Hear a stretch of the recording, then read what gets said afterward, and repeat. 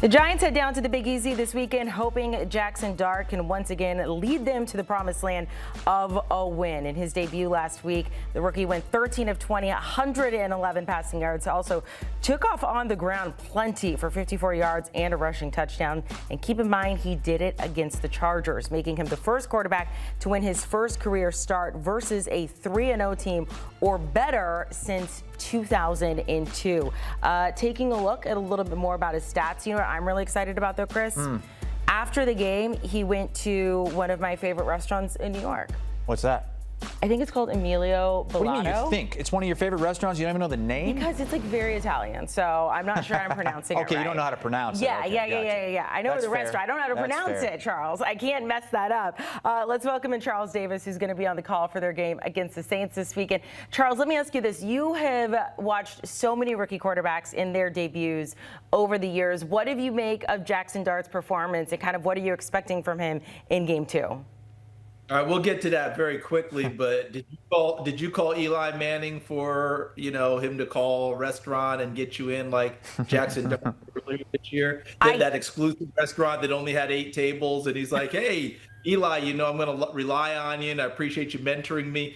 Can you hook me up at the restaurant?" And Eli's like, "That's not what mentoring is about." No, Plus, I don't know, but you know what? It's funny. It's your favorite restaurant. You should know the name of it, Amanda. I do know that. Yes, the only reason I went there is because I lined up before it opened, and I went there like at 5 o'clock. And the owner sits in the front of the restaurant, and he like judges people when they come in. He's like, "Okay, you may enter." So you do. Eli Manning would be helpful. I hope the owner doesn't see this segment that you didn't know the name, because none of us are getting in now. Chris and I aren't getting in just because we're associated with you. But let's get to start, okay? He played like a wild horse that had been fenced in, right? He had been itching to play for so long. He had held it in, and he actually became what his last name is. He became the Darter, because he took off and ran. He ran with authority. He ran with abandon. Actually, almost out of control at times because the joy and the glee was there.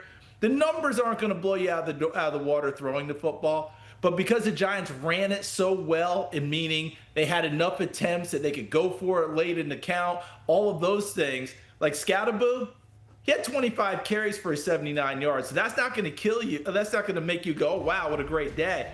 But it kept the ball away from Justin Herbert. It kept the clock moving. It kept the Giants defense in a good position. They did all of the right things. And let's face it, the rookie quarterback winning his first start, the glee in the locker room afterwards, the joy around the team, the hope and the optimism that starts to rise.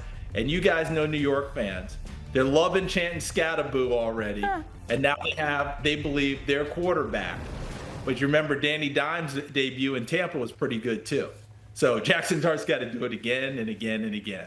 Okay, so that's the good news as of right now with the Giants. The bad news, they did lose Malik Neighbors for the rest of the season because of a torn ACL. What are you hearing about maybe their plan to try and fill that void? Well, obviously, people are going to have to step up, next man up in the NFL, right? Jalen Hyatt hasn't caught a ball this year. All right, a former high selection in the draft who can flat out fly out of Tennessee has given them nothing. Can he jump up and finally realize his potential? But to me, it always comes back to one person for the Giants that they're always trying to replace. They're always trying to get someone over the top of him, and he's always there to make plays, and that's Darius Slayton. Let's get back to finding Darius Slayton with the football. Wan'Dale Robinson's going to be Mr. Dependable. He's going to move the sticks on third down. He's going to work in the slot. He's going to give you big plays, all of those things. He'll probably be wide receiver 1.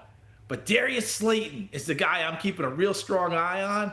And I'll be surprised, Amanda, if they don't move up. What's his name? Humphrey. Little man Humphrey, right?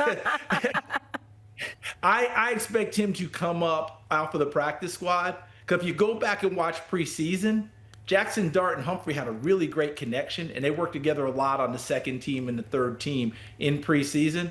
He will probably come up now and be a part of the lineup starting this week. Lil Jordan Humphrey, isn't that right? Yeah, I think Lil Man Humphrey works better. Jordan, Lil Rail. I mean, I've got to get it right because I've got to have it on Sunday when he makes a big catch, and I cannot get his name wrong because I do not need his mom wanting a piece of me. Yo, that's true. It's always the moms that are coming after you. Talk to me about this Giants defense. And I was listening to Brian Dable after that last game. And this front seven, everybody was like, this is it. This is the best front seven you're going to find in the NFL this season. And they've been good, but there are still kind of areas where it seems like they need to work on. Coach Dable mentioned against the run, they let a lot of runs through. What are you seeing from the defense so far? Yeah, well, what we saw Sunday was the ability to at least limit the running game in certain aspects of it, although Marion Hampton still ended up having a big game for them down the stretch. But Dexter Lawrence played the best game of the season for the Giants so far.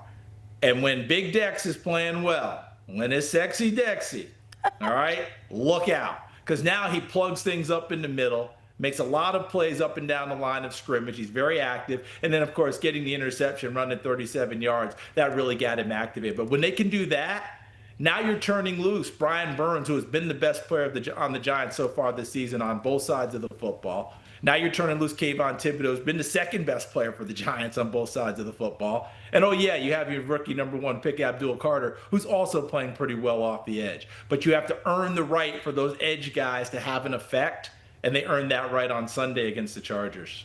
You are very familiar with the Saints team, and I want to go to them really quickly because if you look at articles about Spencer Rattler, some people are saying, is it time to replace him? Is it time to bench him? And if you look, their record, not great, but his numbers aren't bad. He's like at almost 70% of his passes, 765 yards, 5 touchdowns, only 1 interception. What do you tell people when it comes to Spencer Rattler and maybe your opinion, but also maybe the plan for the Saints? Yeah, the plan for the Saints is that Spencer Rattler won the job in camp and that he's going to be the starter for the season. And they're not expecting to make any type of a change at this time.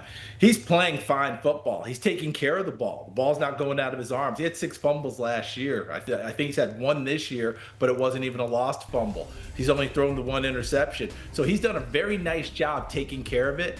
The biggest issue, 2 big issues for him. 1, times when the accuracy needs to be there, it's not quite there. Big throw that he had to Chris Olave on Sunday that would have put them ahead in the 4th quarter. It was in the wrong spot, couldn't make the catch. That's 1, all right? The second part is they're not getting enough plays downfield.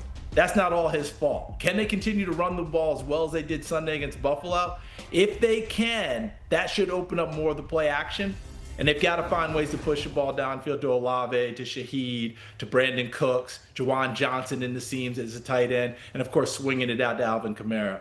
But Kendre Miller, he was a revelation as a runner this past Sunday. They need more of that as well to help out Spencer Rattler.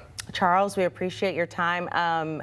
We could do like Lil Charles Davis or something like that. That could be your name from now on. You know, if I'd been Penny Hardaway and I'd been Little Penny, I might have been Little Half Cent. I don't know, maybe something like that. Little 1/8. Who knows? There you go. I like it. Charles, have fun down there in New Orleans. Be safe getting down there as well. Taking a look at the lineup of what we got coming up on CBS Sports this weekend on Sunday. Broncos at Eagles, Texans, Ravens, Giants, Saints. As I mentioned, we just talked to Charles as well. And then Bucks at Seahawks. That is going to be an interesting one at 4:05 Eastern.